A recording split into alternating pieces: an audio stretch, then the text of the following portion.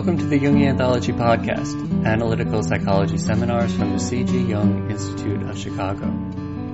Transforming depression through symbolic death and new life using the creative arts with David Rosen, MD.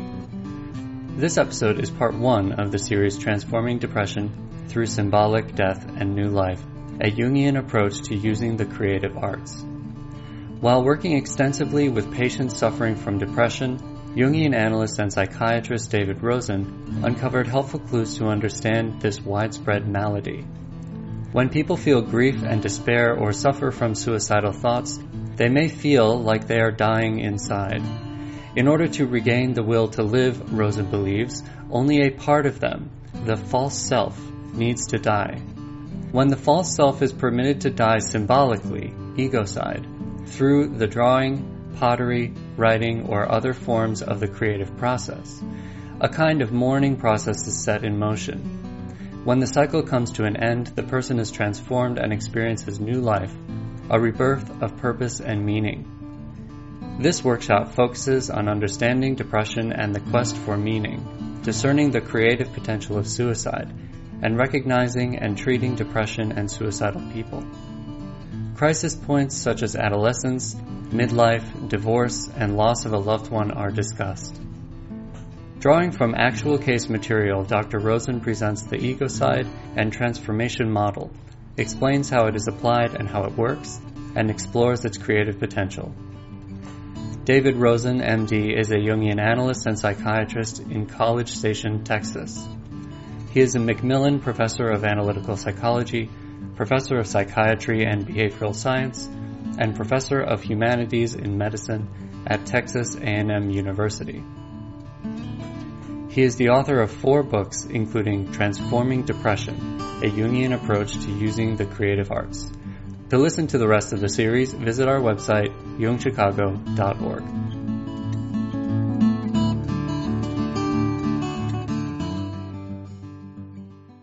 The talk that I'm going to give this morning is, let me outline the way it's going to go. I'm going to give you an introduction about what I'm going to talk about. And in that introduction, I'm going to talk about personal issues regarding myself. Because all research is me search. That's why we're in analytic work. So that it's meaningful for me personally why the book was written. And I talk about personal issues in the front of that book, but I'll sketch them briefly for you here, for those of you who haven't read that. Then we'll talk about professional issues. Depression and suicide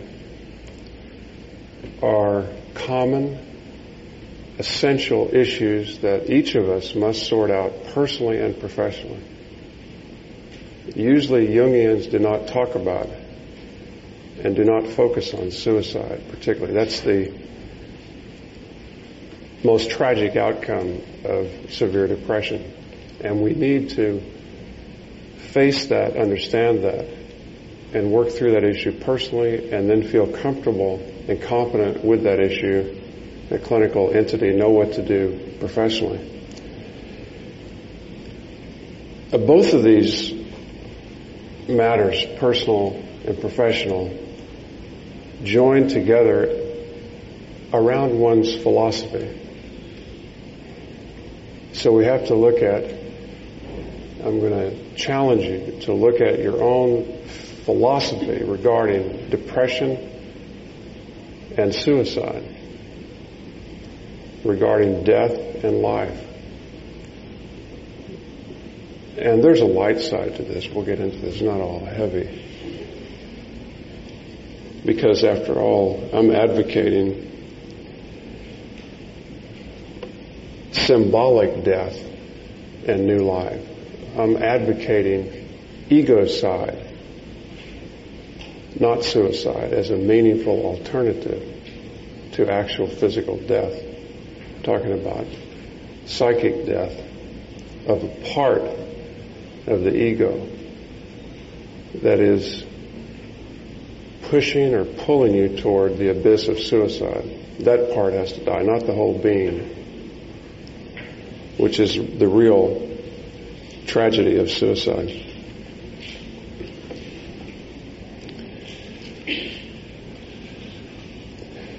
You're going to benefit, at least I hope that's how it turns out. I think that will be the case from my sabbatical, because I've been immersed in Taoism for 6 months. And when I wrote this book, Transforming Depression, I was not aware, although it doesn't surprise me, of the issues involving depression that are in Taoist works. For example, Lao Tzu said, "Darkness within darkness is the gateway to all understanding." So that this statement, which is 2,500 years old at least,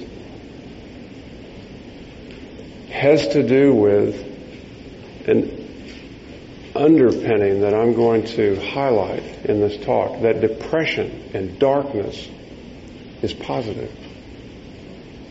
We usually think of depression as negative, as psychopathological, which it can be. I'm not saying that that's not true, but I'm going to focus more on the positive aspects of depression and the drive to kill oneself, which is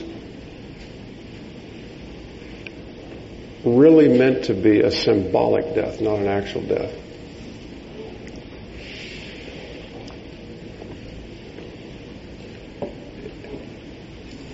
The author of The Secret of the Golden Flower, Lu Tzu, said that when the dark is at rest, the light begins to move. And Jung commented on that in what he wrote in his collaborative work with Richard Wilhelm.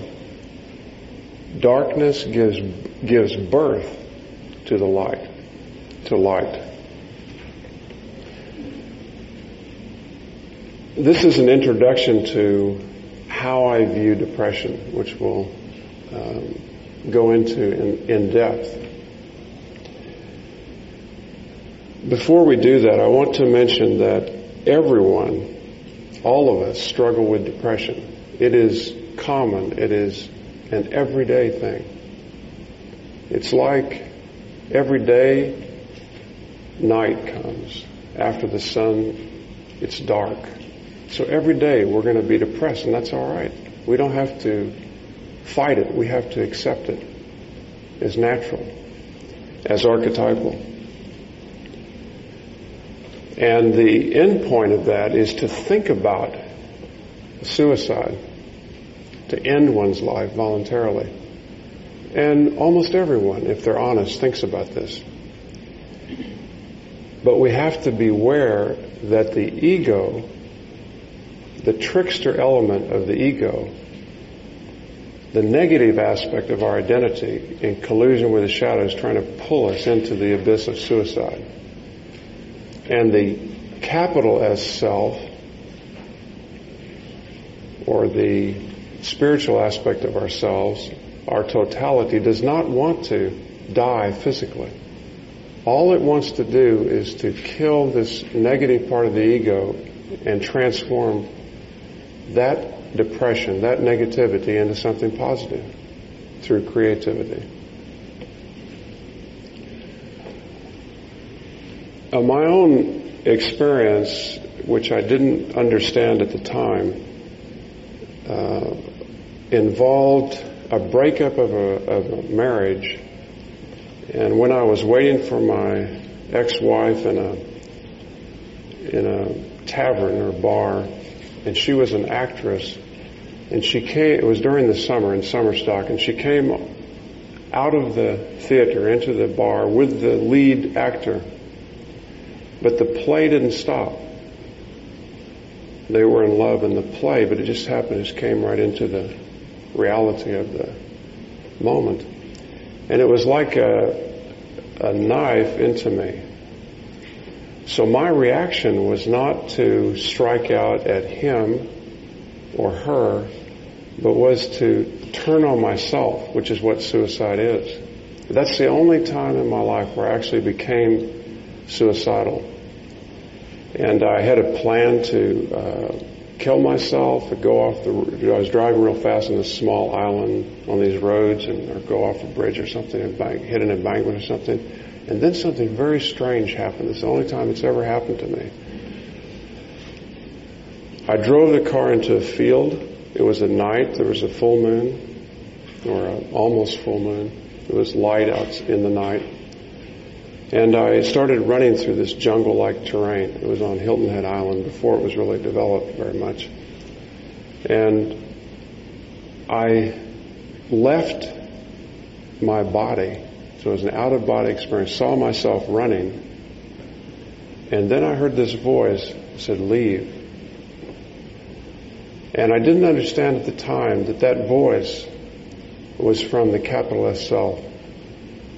This was a long time ago. I didn't understand. It's only in retrospect that I understand that.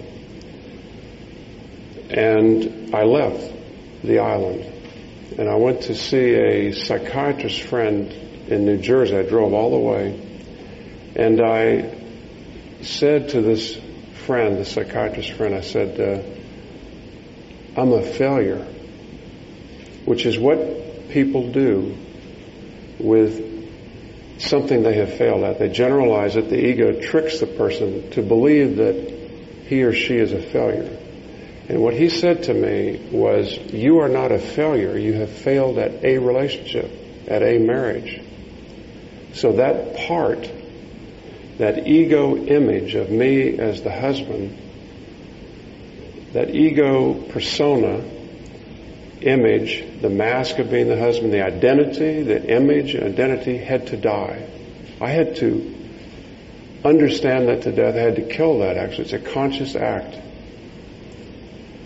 So that was my own first personal experience with this. I didn't understand it until I did research years later with survivors of jumps off the Golden Gate Bridge. I've interviewed 10 of these people. And every one of them went through a spiritual transcendence.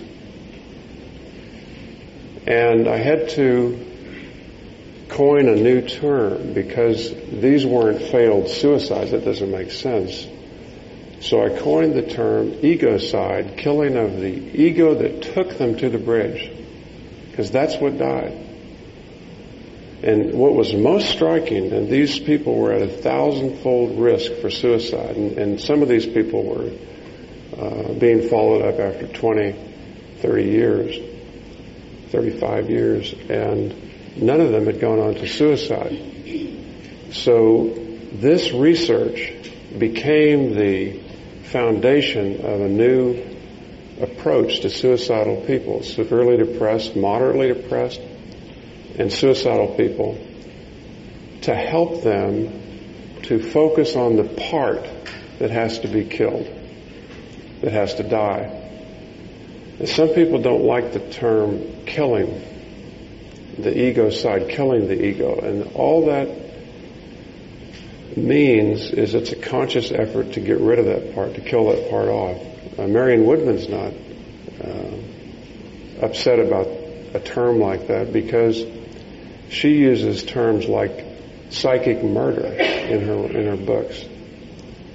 And the Germans have the word Selbstmord for suicide, which means self-murder. And that's actually what suicide is. So it is a conscious, aggressive, violent act. And it doesn't have to be a killing. It can be an understanding to death. I'm not advocating one over the other, but I use that word because it catches people's attention that it's the ego, not the little s self, the personal being that has to die. And that's the tragedy and confusion of suicide. Now the professional issue is a great one, This is an age, this has been called an age of melancholia. You look at just Prozac, for example, and people taking that and thinking that's transforming them. It's not that easy. As I'm sure all of you know, it can help. I mean, I give antidepressants to people, but that's not sufficient, and I try to get people off the biological medication as soon as possible, unless there's a genetic predisposition to like bipolar illness.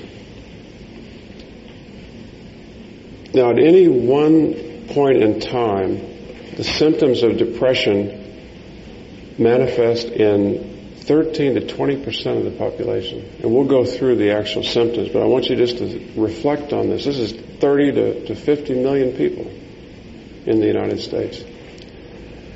If you take clinical depression, it's at any one point in time, it's 6% of the population that suffer from this. That's 15 million people.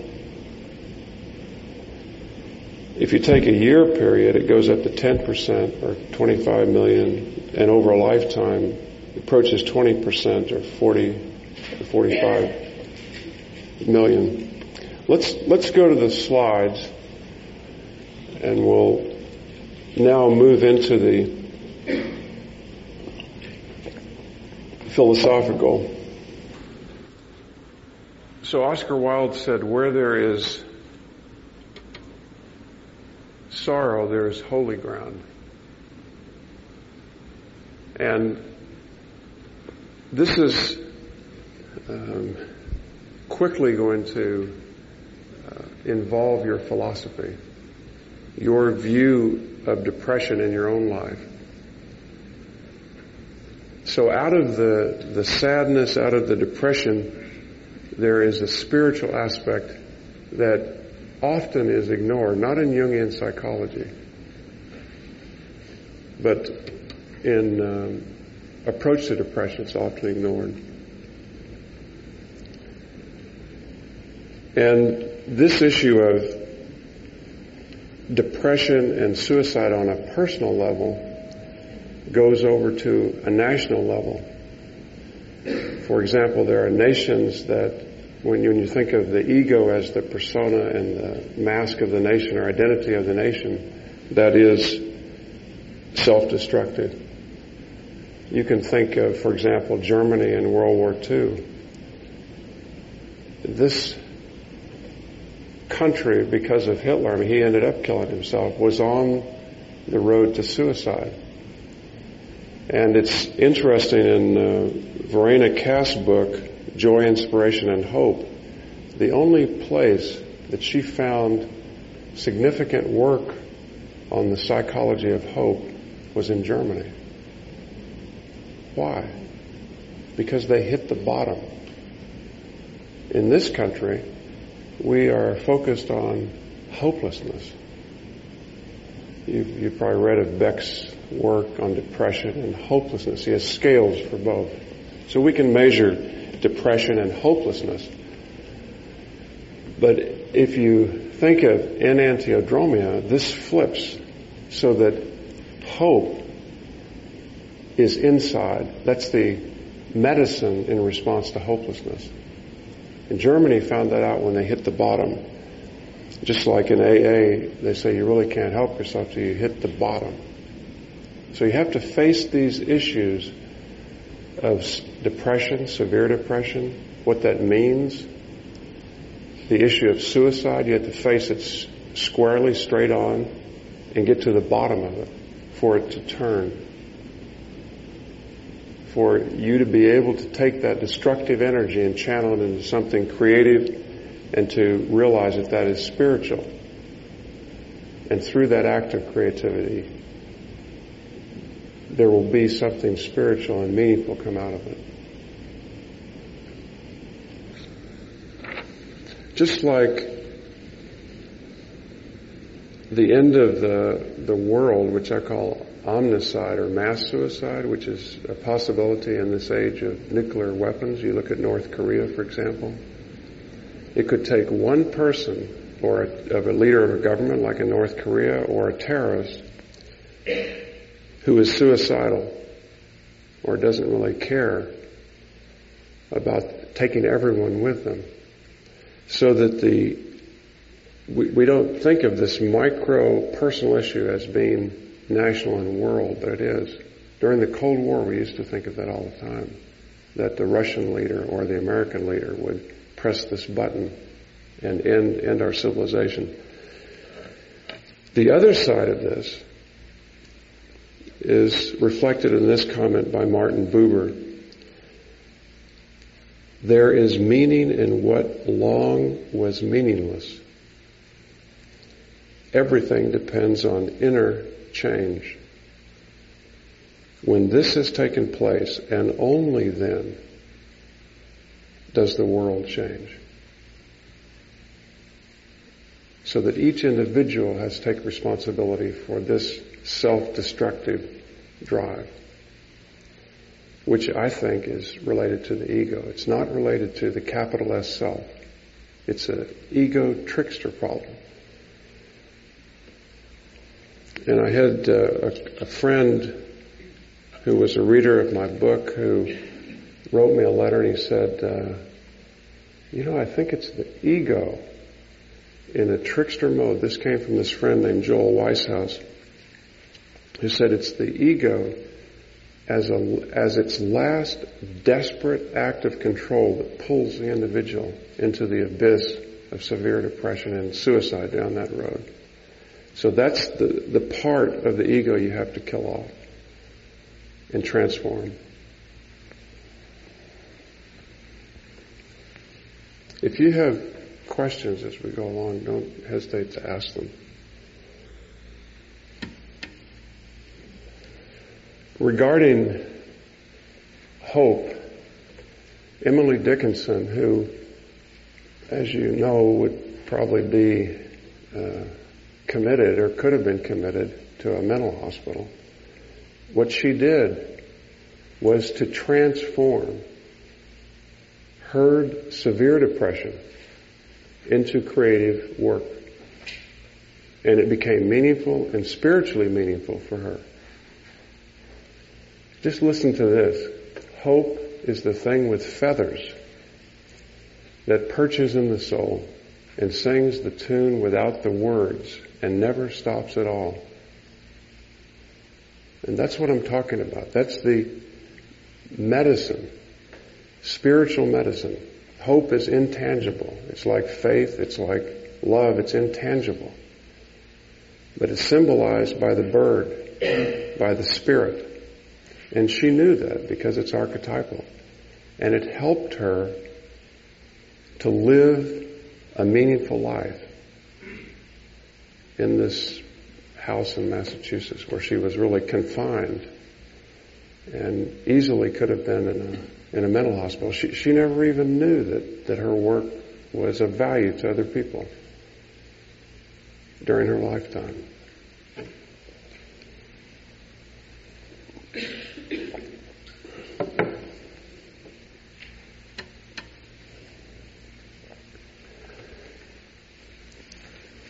This is a basic concept for depression. This is the archetype of depression. It's an archetypal image. We can't see the archetype. So this is an image of the archetype of depression. Well, we don't talk about an archetype of depression. This is the yin-yang. This is the Tai Chi of Taoism. But I'm going to suggest that depression is just like this. We, unfortunately, tend to focus on the top half, on the darkness, that it's psychopathological, yes. How do you view people that have criminal illnesses who are dying, extreme pain, and you really have the hope of recovery, yet they want to commit suicide with euthanasia? Yeah. How do we deal in that particular category? It seems to be a little bit different from the others. Yes. I will come to that, and we will talk about that in depth. I don't endorse that, actually. And Jung didn't endorse that. He didn't write an essay on suicide, but in his letters, there are 4 letters, and I'll read to you from those, where his position is really clear. And people wrote to him with illnesses and said, will you endorse my ending my life? And so I'll read you what Jung said, and actually my view is very similar. Now there are always exceptions to any position, so that I could understand that there could be a situation where that might be a possible outcome. But as a general thing, I don't support that. But you could probably come up with an exception, or in a discussion we could come up with an exception that would be understandable and acceptable. So, depression, if we think of it as natural, like day and night, that if you endure the darkness, light will come. Part of the difficulty with depression is that people are tricked into thinking that it's not going to end. And in an impulsive moment, that negative ego, it says you're rotten, you're no good, blah, blah, blah. If the means are accessible, you'll end up killing yourself or making a suicide attempt. And what I'm suggesting is that if you can endure that, it will change. And you actually can transform the negativity into something creative and spiritual. Let me read you a quote about depression, and you tell me who this is. If you know, don't say anything. If what I feel were equally distributed to the whole human family, there would not be one cheerful face on earth. Whether I shall ever be better, I cannot tell. I awfully forebode I shall not. To remain as I am is impossible. I must die or be better. And this was a obviously morbidly depressed individual. Does anyone know who that is? Lincoln. Abraham Lincoln. His law partner, Stuart, took all means away from him that he could use to kill himself. Lincoln was morbidly depressed and suicidal for many years. He had support of friends like Stuart, and this negativity was transformed into something very creative and spiritual. And Lincoln looks depressed. However, when you see what he wrote and what he did for the country, for himself, for the country, that's what I'm talking about. How you can transform that kind of depression. He had no psychiatric treatment. He did not take Prozac. It wasn't even available. There was nothing like that. He endured his depression, and there was a little light in the darkness, and somehow Lincoln must have sensed that.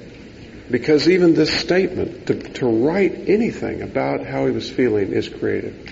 This is the beginning of the transformation. If you can, this is writing in your journal or whatever. That's the beginning to change it. There are many examples that I give in here of people who transformed depression, like William James, for example. The founder of American psychology and philosophy was morbidly depressed and suicidal. And he transformed that and gave birth to these 2 new disciplines in the United States of America.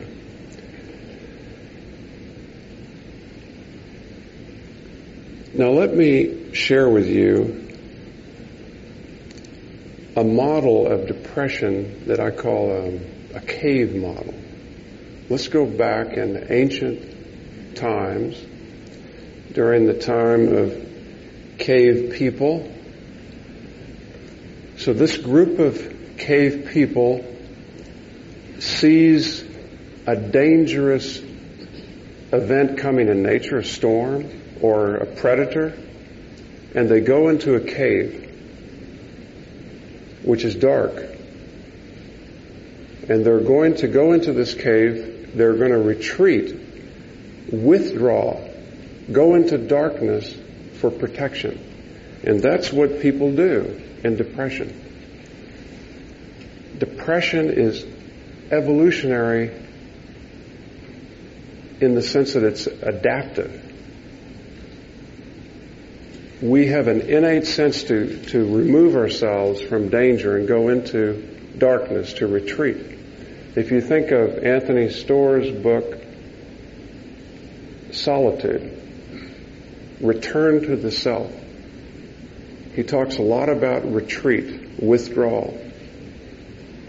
And in this dark cave, which if you think about it, it's a sanctuary. And what did the cave people do in this dark cave?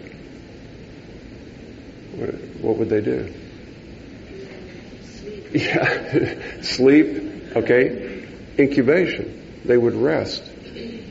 And they might have a healing dream, which we've used. I mean, it's part of Meyer's work, incubation and psychotherapy, or Aesculapius's use of dreams in a healing sense, rest and retreat at Epidaurus.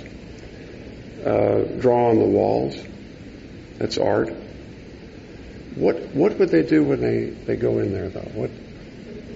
Build a fire. So that provides light, warmth. And what they're doing is, in that safety, and you could think of it as a home or a womb, that's where the rebirth is going to take place. Whether it results in a cave painting, communication, hopeful renewal of some kind. This is the basis of the value of hospitalization in severe depression. One of the best books you could read, and I quote quite a bit from it, is William Styron's book, Darkness Visible. The title is magical. Darkness Visible. Have you read that book? It's a short book about his severe suicidal depression. It's a memoir, brief, of one of our greatest writers who came to the brink of killing himself, like Hemingway and others who have killed themselves, like Primo Levi, etc. And he was, he couldn't sleep. What he did when he was 60 years old, he decided, you know who William Styron is, Sophie's Choice, etc. One of our greatest writers. At his 60th birthday, he said, I'll stop drinking. He's going to cure himself of alcoholism on his own. So he stops drinking and he becomes morbidly depressed because he was medicating himself with alcohol for years to cover up this depression, which started when his mother died when he was 13. So when he's planning his death and burning his writings, leaving a note for his wife, he hears some music at 3 a.m, early in the morning. It's a Brahms Rhapsody, if my memory is correct. And this music he associates with his mother. And then the enantiodromia begins.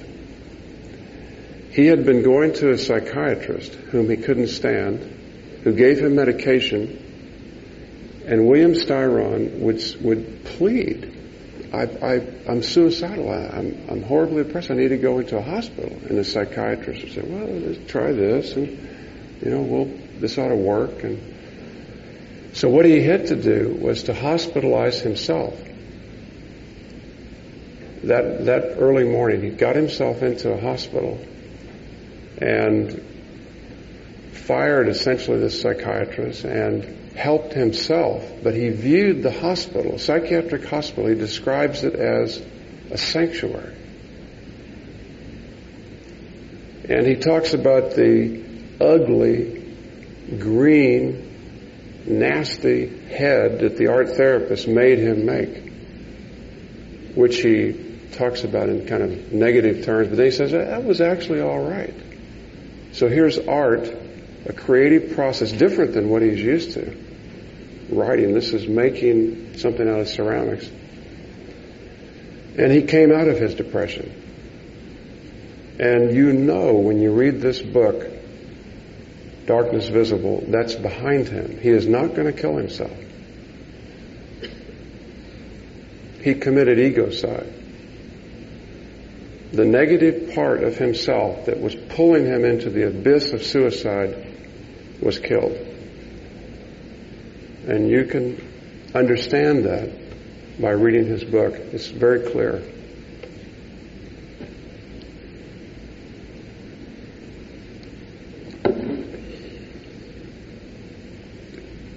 So again, the hospital, sanctuary, womb of rebirth. And unfortunately today, we don't hospitalize people. We try to manage people, manage care, and outside of the hospital, it's very against nature in a way. Yes. Well, there's not an easy answer to that. The question is, what if someone becomes dependent on, I guess, hospitalization or psychiatric care? And there are some people who really need that and can't get that inpatient care, which is like of value, would be of value, and someone could become dependent. I mean, you could see both sides of that issue. Yes. Yes, this is a really good point. It's a great story if you learn it. Yes, actually, I think we need to focus on this issue in our culture where people, this was the question about or comment about, people don't want to sit in darkness and depression with someone who's suffering. But we need to do that. And in our history, in our culture, the problem occurred in a religious sense, that being depressed, experiencing sorrow, was viewed as a cardinal sin. So you didn't do that. That was not good. And so you, in the Protestant ethic or the Christian ethic, to work, get busy, rather than to immerse yourself in the darkness and to be surrounded by people who would say that's natural.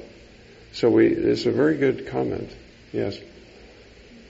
It's my experience that depression, my personal experience and my experience of other people's depression, is just latent, sharp, through with meaning.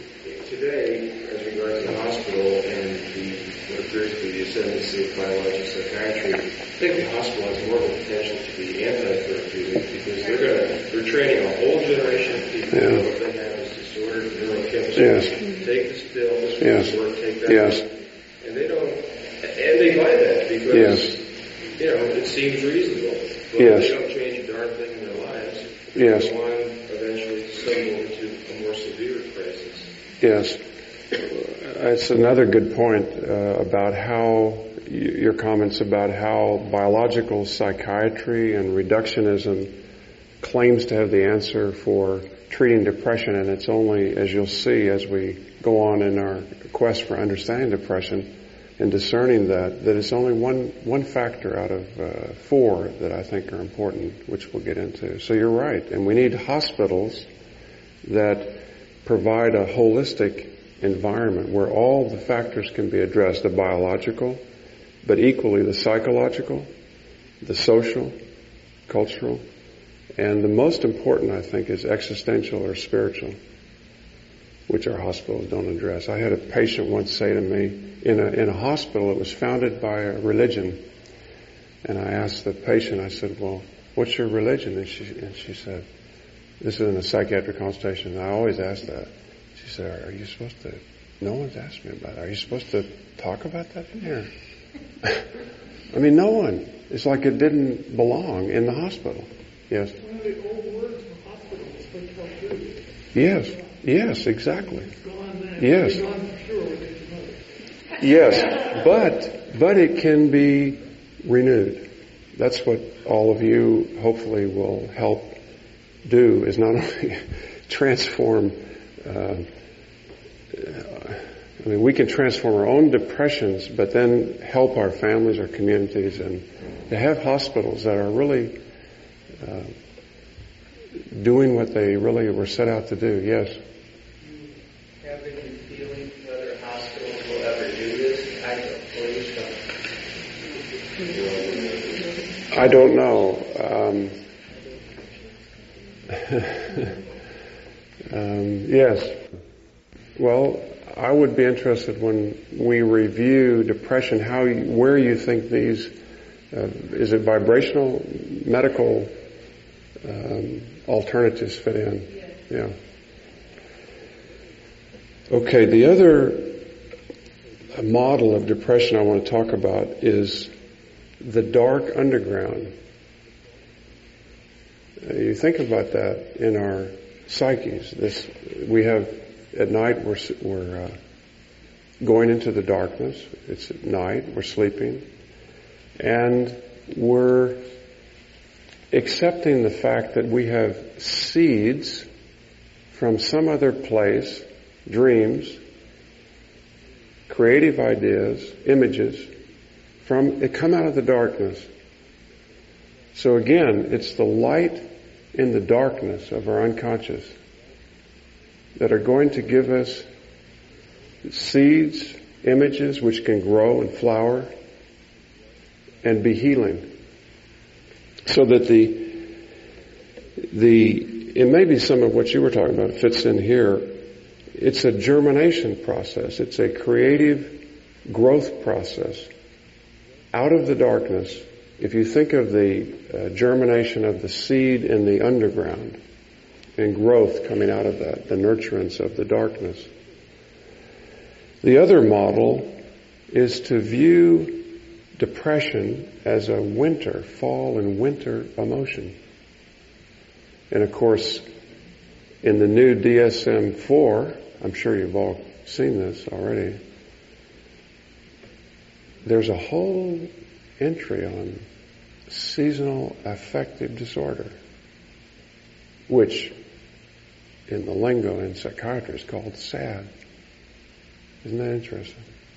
A person has SAD. And what is used to treat this? It's most common in the fall and winter. What's used to treat it? Light. So here's a psychiatrist. You're sad. Let me prescribe light.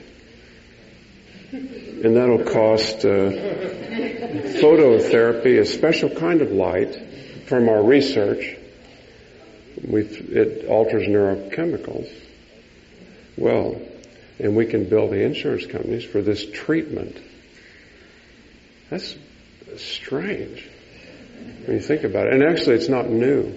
Hippocrates described SAD. What is SAD? 2,500 years ago. It's not new. So that this winter emotion, if we just endure, because in the winter there is light. There's less light, but there's light. And look what's going to happen. If you just endure, spring will come in the summer. You could actually get by without the light therapy, because there is light and darkness, remember? When the dark is at rest, the light begins to move. And this is the inner light that will actually help heal you, which I'll show you pictures of, which on this book, on the cover of this book, here's light from a suicidal graduate student who painted this, and it's a luminous this light out of the darkness. It's an Ouroboros. It's a maternal Ouroboros, because in the center is an embryo. And she called this, I have patients title their paintings like their dreams, and I treat them in the same way. She called this giving birth to myself. So that's her new true self. The old false self had to die.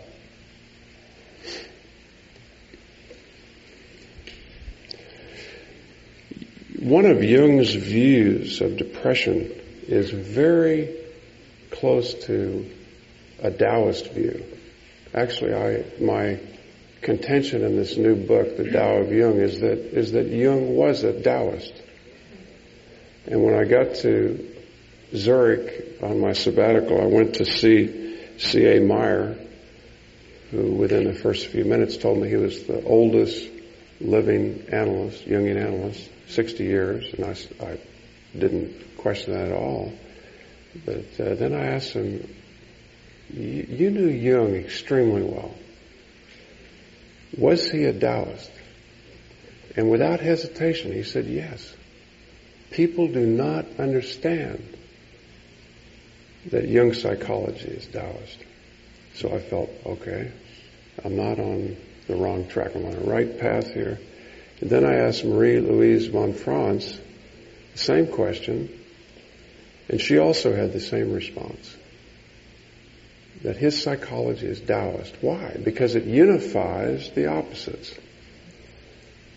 Taoism is a unification of the opposites.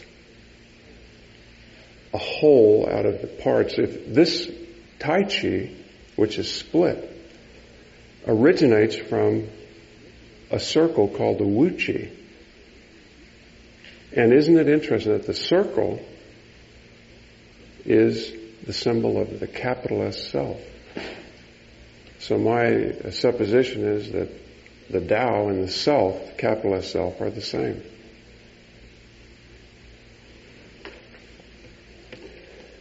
Now Jung's, one of his views of depression, I really like this because the Taoists advocate,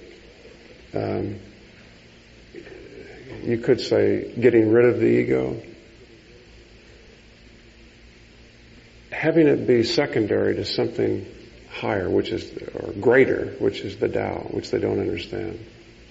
It's a mystery, but it's the way. So they empty out the psyche, which is really what symbolic death is all about.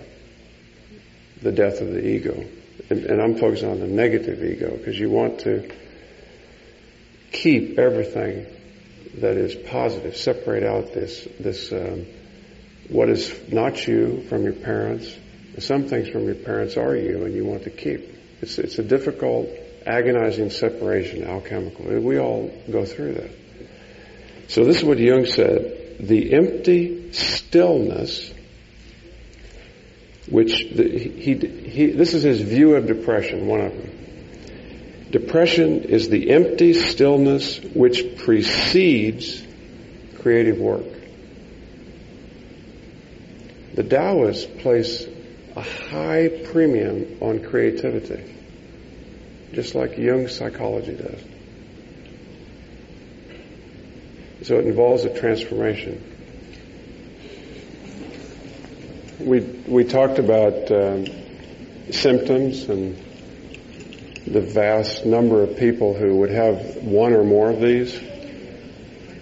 You're all familiar with these, I'm sure, personally, and with your friends and relatives or patients or whatever.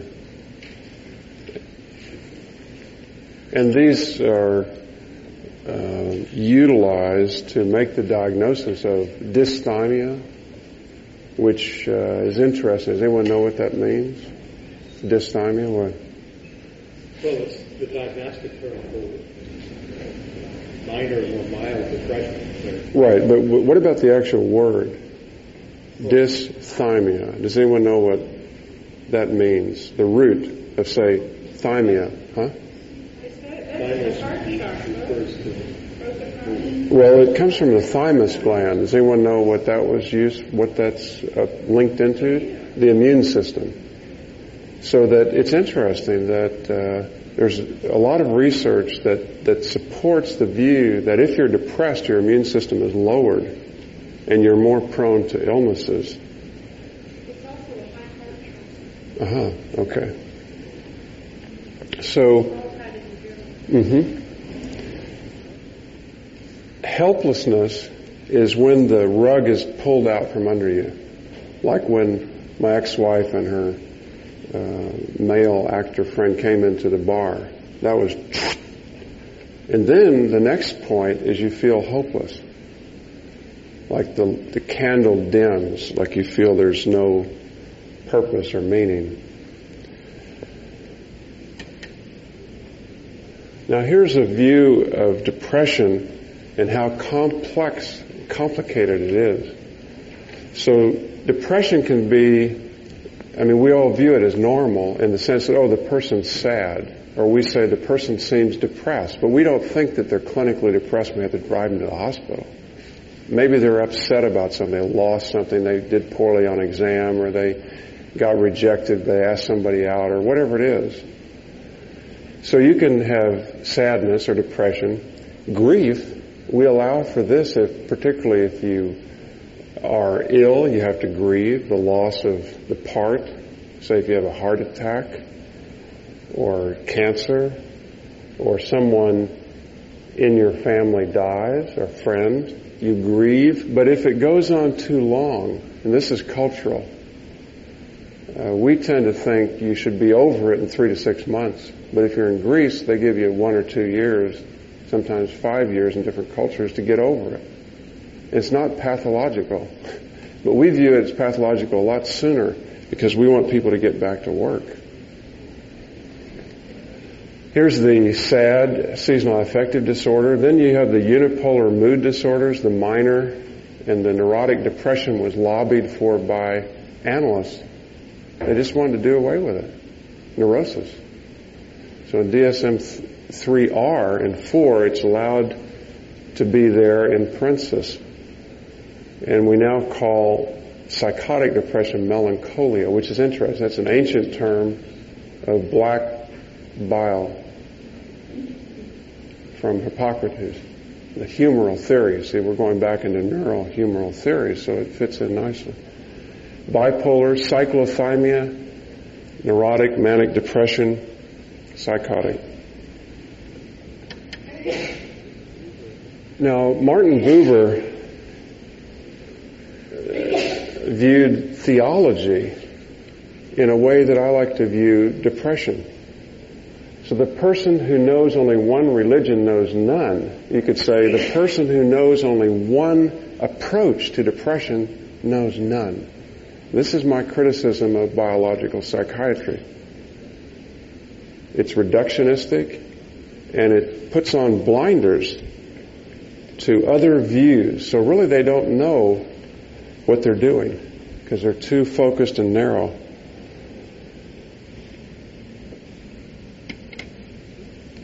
Now, this is how I understand depression. It's a general systems approach, which is common in science, natural science, biology, in a true sense, the study of life. A systems model means that these 4 factors are interrelated.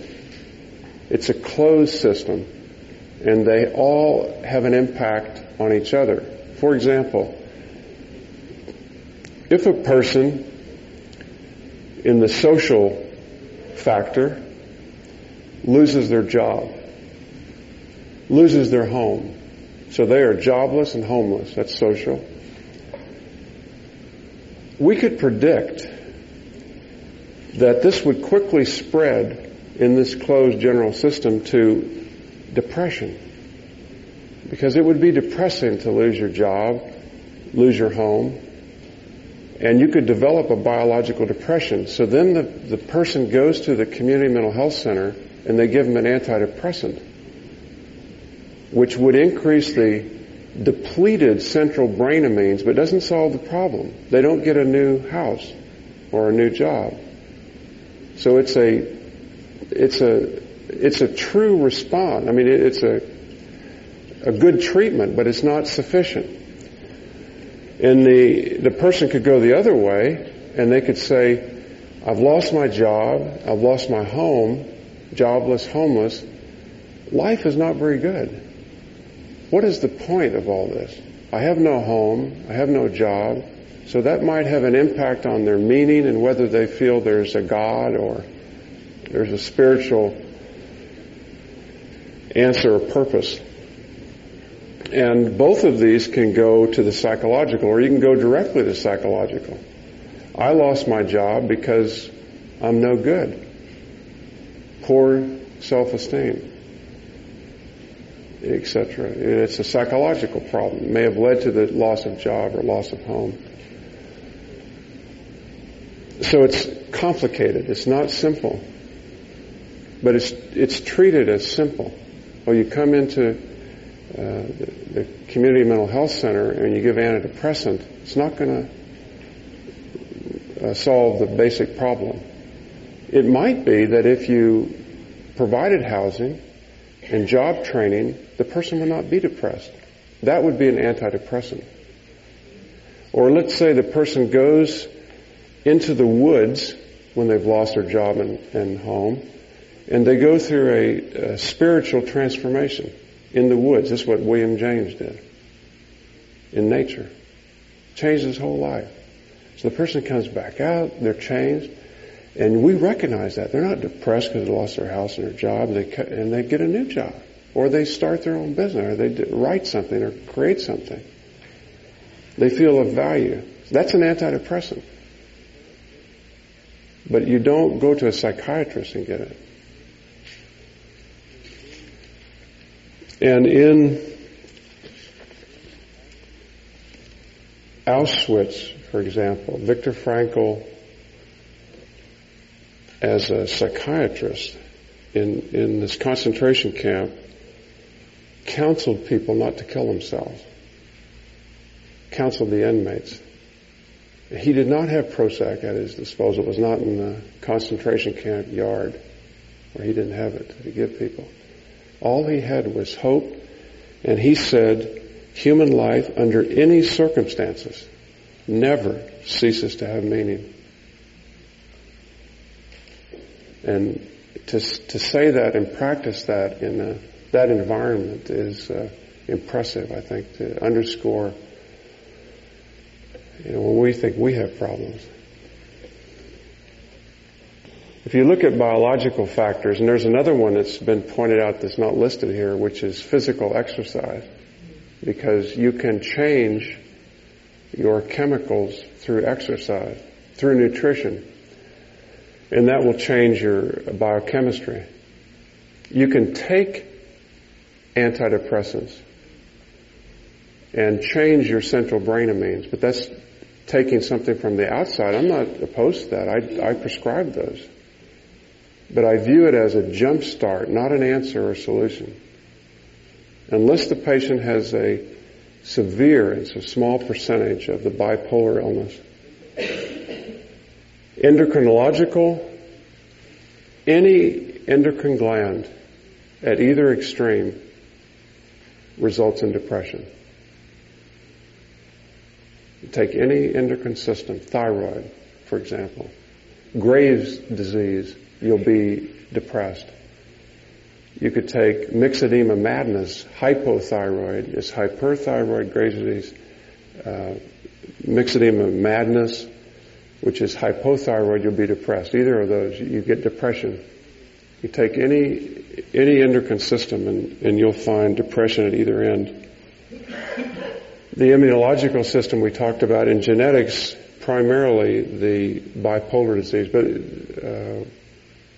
someone had a question when we had the break about minor depression being genetic. Well, there may be a predisposition to that, and a person might be helped by being on medication maybe a bit longer, but I think you could resolve that yourself utilizing all the factors involved in depression, not just one, and relying on medication.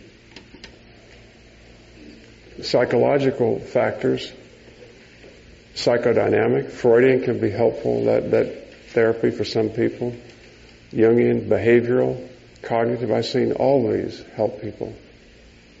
Group psychotherapy, interpersonal therapies, which family and group therapy would fall under that, are all helpful and used in conjunction with each other. We talked about job and home, divorce.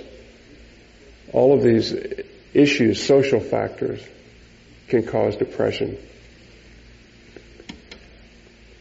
Existential factors, I think these are extremely important and generally ignored by mental health professionals and particularly psychiatrists. The most ancient of these is loss of soul. That's how depression is viewed in most so-called primitive societies. But I think our society is primitive. And there's a loss of soul in medicine and in our society in general, a lack of spiritual direction, a lack of meaning and no purpose or direction in life. So these factors are very important, and it's why Jerome Frank, who's done extensive research out of Johns Hopkins on psychotherapy, and he maintains that the best medicine is expectant faith, which is in this realm.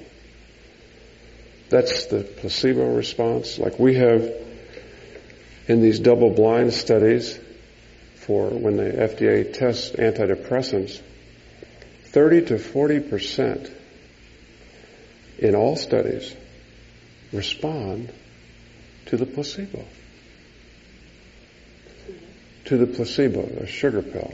There's no antidepressant in it. However, see, the FDA says this is a good antidepressant because 60 or 70% got better. But what they don't address is the clinically depressed people who got better, 30 to 40%, with no so-called medication. However, that means the body, through expectant faith, that's the placebo response, got better. Now, if we could just focus on the 30 to 40%, the placebo response, we might not need the medication. If we could unlock that secret. Now, do you think the drug companies are going to support that kind of research? No. But you can do that. We can all do that. And it's in this realm. It's not in a pill.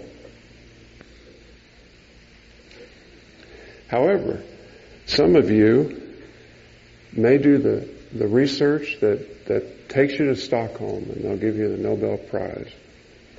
And the research would involve this. You take people who are very depressed, and you follow these people, clinically depressed, and the prodrome for spiritual conversion is depression.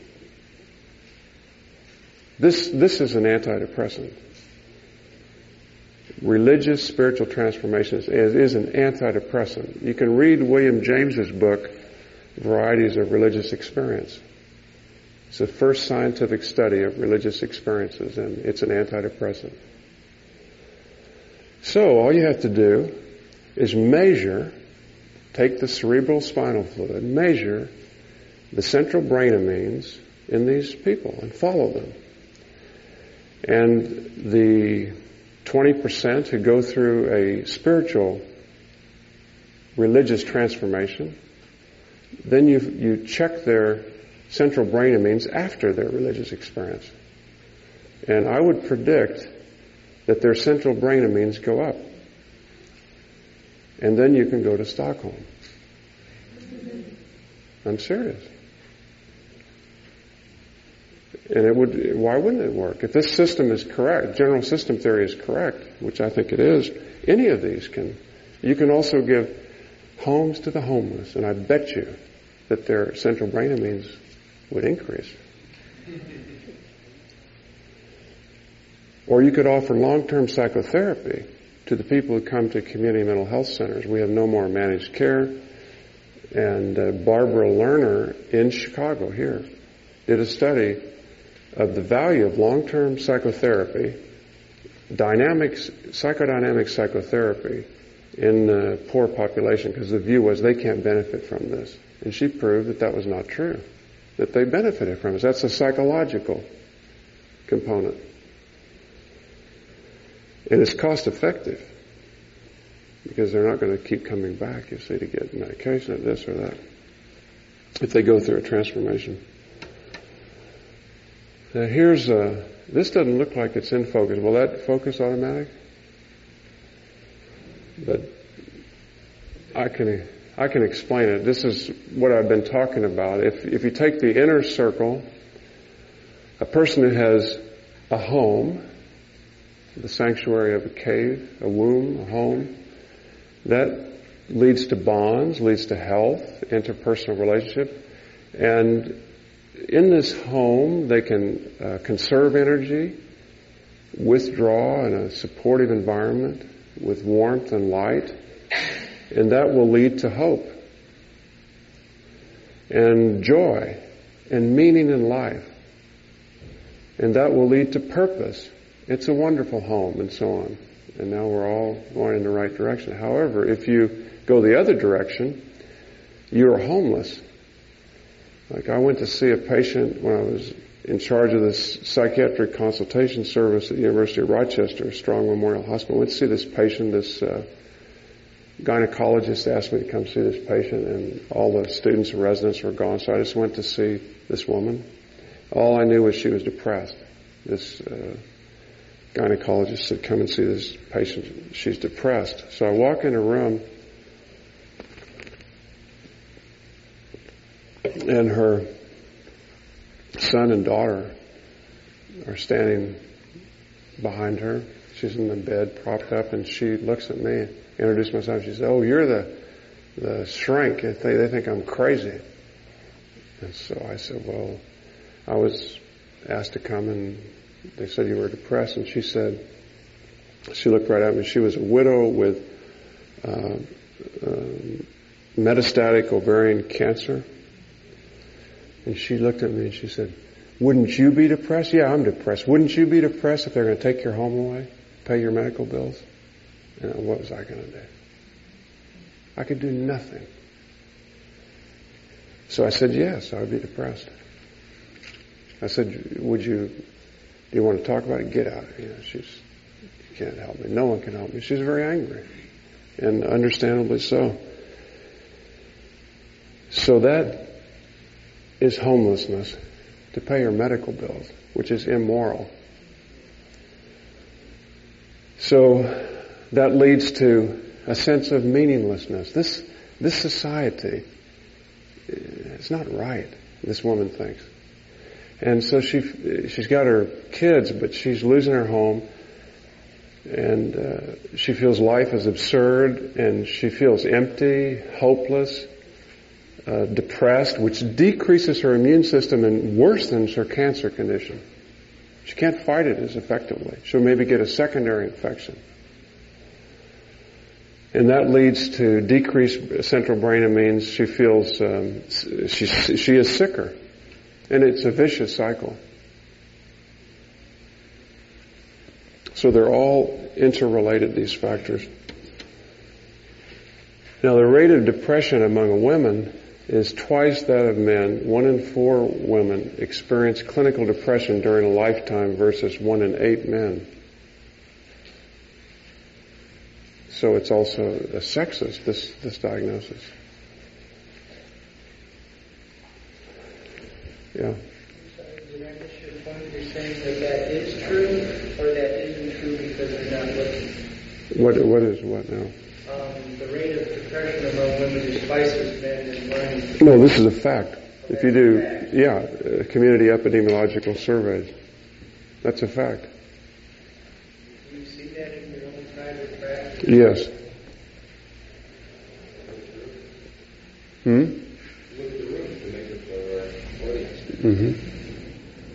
Well, that may or may not relate, but it's possible, yes. Yes. Yes. That's right. That's right, exactly. Yes, that's right. So underneath, like William Styron, this is a good point, underneath the alcoholism, which men have higher rates of. Is this depression? So it might even out at that point. If you look underneath, you say you all go off alcohol. Yeah. I see a lot of working men that are being put on Prozac. Yes. It's probably never being registered as a depression. Yes, you're right. So. Internist or a family. Yes. That's right. The job's horrible, and the job is horrible. Yeah. And here you are. Yeah. Of course, that's not a solution. That what might happen is something address the problem with the job rather than to give Prozac.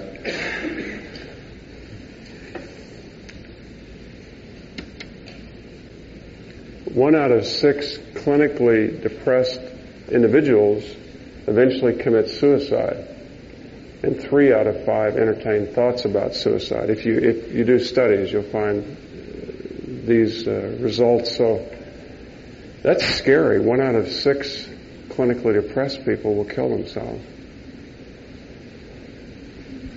That's why we need to know about this personally and professionally, because you cannot help someone with severe depression, clinical depression, and the issue of suicide if you haven't gone down that path yourself and resolved the issue. You cannot help patients. It's not possible. You go as far with the patient as you've gone with yourself.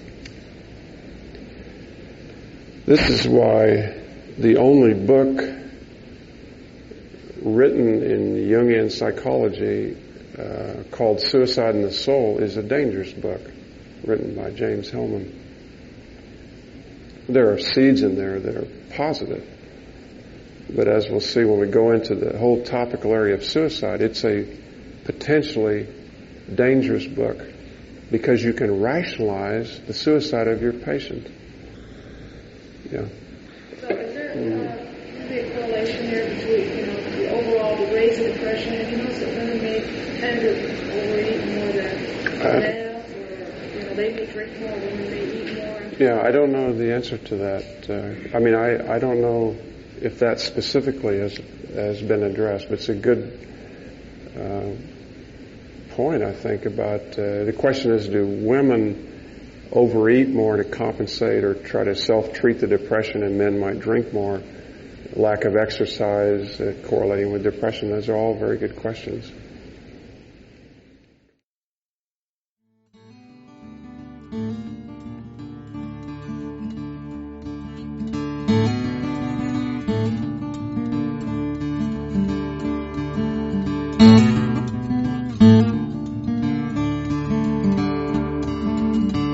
This podcast is distributed under a Creative Commons Attribution, Non-Commercial, No Derivatives license. Share it all you like as long as you maintain the attribution to the speaker, but please do not change it or sell it. If you like this episode, tell your friends about us or leave us a review on iTunes. For more information about classes, training programs, videos, audio, this podcast, or to find a Jungian analyst near you, visit our website, www.jungchicago.org.